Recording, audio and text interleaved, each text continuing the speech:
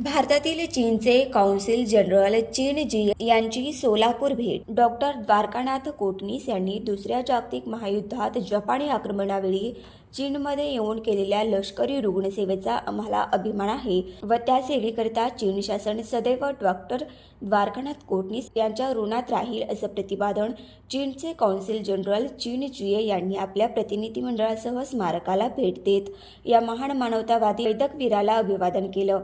त्यांच्या या भेटीमुळे भारत चीन मैत्रीचं ऐतिहासिक बंध अधिक दृढ झाल्याची भावना यावेळी सर्वांनी व्यक्त केली. चीनचे कौन्सिल जनरल चीन जिये यांच्यासह शिष्टमंडळाने सोमवारी सकाळी साहित्यरत्न अण्णाभाऊ साठे चौक येथील डॉक्टर द्वारकानाथ कोटणीस स्मारकास भेट दिली.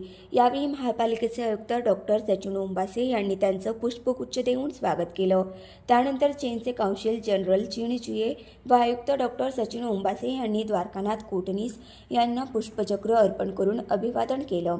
महापालिकेचे आयुक्तांनी सांगितले की डॉक्टर कोटणीस यांच्या स्मृतीस्थळाला चीनच्या कौन्सिल जनरल यांची भेट मिळणं ही सोलापूर शहरासाठी गौरवास्पद घटना आहे.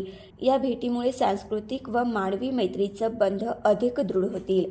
स्मारक भेटीदरम्यान महापालिका आयुक्त डॉक्टर सचिन ओंबासे यांनी डॉक्टर कोटणीस यांचे जीवनकार्य, त्यांच्या महायुद्धाच्या काळातील त्यांचे चीनमधील वैद्यकीय सेवाकर्म आणि भारत चीन मैत्रीतील त्यांच्या मोलाच्या योगदानाची माहिती प्रतिनिधी मंडळाला दिली.